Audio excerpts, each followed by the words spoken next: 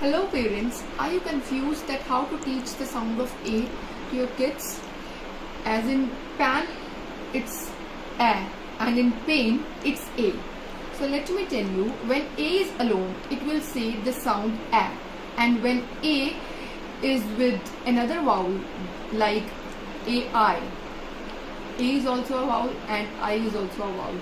So when two vowels are together, the first one will say its name. Like A will say its name, that's A. I will keep quiet and A will say its name. Like A, pay, A, main.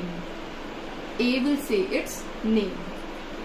And A, aim, A-I-M, aim. A-D, aid, A-I-D, aid. B-ait, bait, B-A-I-T, bait. Thank you. Follow for more.